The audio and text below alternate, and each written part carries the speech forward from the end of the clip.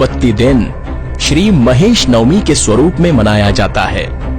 माहेश्वरी समाज की उत्पत्ति संक्षिप्त रूप में दिखाने का छोटा सा प्रयास। जय महेश।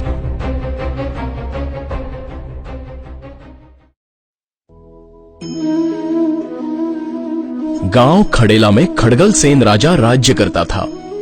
उसके राज्य में सारी प्रजा सुख और शांति से रहती थी।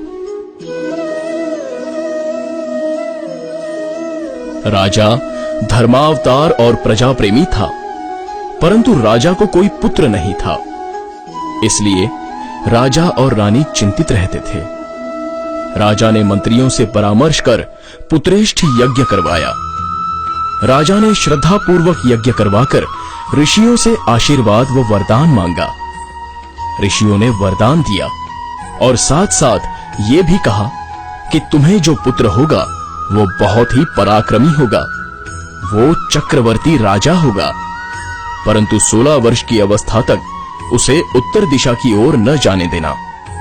राजा ने यह स्वीकार किया। राजा की 24 रानियां थीं।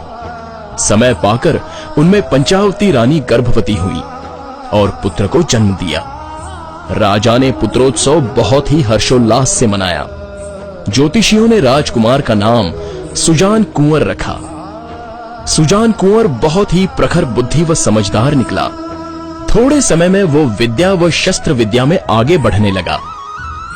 दैव योग से मुनि खड़ेला नगर में आए और सुजान कुंवर उनके उपदेश से प्रभावित हो गया और धर्म की दीक्षा ग्रहण कर ली और राज्य भर में धर्म का प्रचार आरंभ कर दिया। एक दिन राजकुमार 72 उमरावों को साथ लेकर शिकार खेलने के लिए जंगल में गया और वहां उसने उमरावों से कहा कि आज हमें उत्तर दिशा की ओर चलना है। सूर्य कुंड के पास जाकर राजकुमार ने देखा यहां तो 6 ऋषि यज्ञ कर रहे हैं, वेद ध्वनि बोल रहे हैं।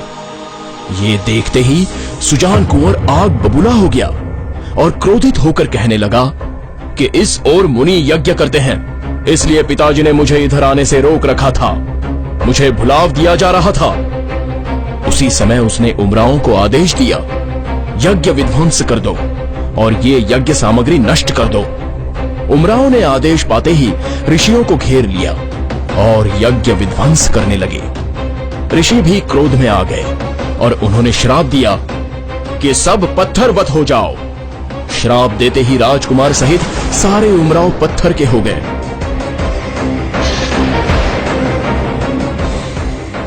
जब ये समाचार राजा खड़गलसेन ने सुना तो अपने प्राण तज दिए।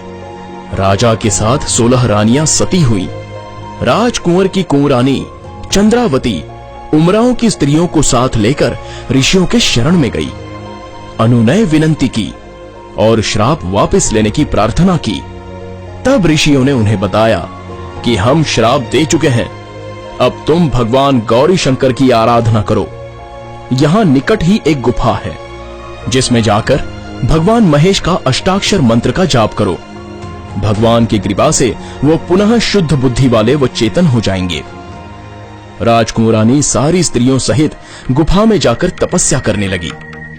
दत्तचित्त से तपस्या में लीन हो गई। भगवान महेश उनकी तपस्या से प्रसन्न होकर वहां पधारे। झट पार्वती जी ने भगवान शंकर से इन जड़वत हुई मूर्तियों के बारे में चर्चा आरंभ की तो राजकुमारी ने आकर पार्वती जी के चरणों में प्रणाम किया। पार्वती जी ने आशीर्वाद दिया, सौभाग्यवती हो, धन पुत्रों से परिपूर्ण हो, तुम्हारे पतियों का सुख देखो।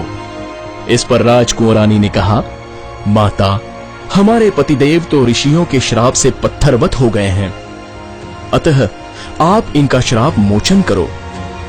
पार्वती जी ने भगवान महेश जी से प्रार्थना की कि महाराज इनका श्राप मोचन करें, इन्हें मोह निद्रा से मुक्त कर चेतना में लाइए।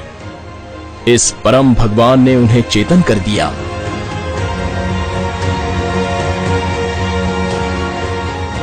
चेतन अवस्था में आते ही उन्होंने महेश पार्वती को घेर लिया।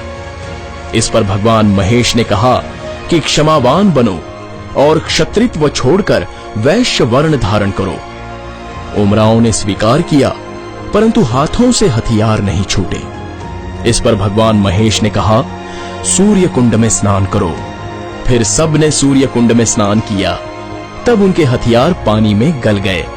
उस दिन से इस कुंड का नाम लोहागर हो गया। स्नान कर भगवान महेश की प्रार्थना करने लगे। भगवान महेश ने कहा कि आज से तुम्हारी जाति पर मेरी छाप रहेगी, यानी तुम माहेश्वरी कहलाओगे और तुम व्यापार कर इसी में फूलोगे फलोगे। उस दिन ज्येष्ठ शुद्ध नवमी थी, इसलिए माहेश्वरी समाज उत्पत्ति दिन श्री महेश नवमी उत्सव स्वरूप में मनाया जाता है।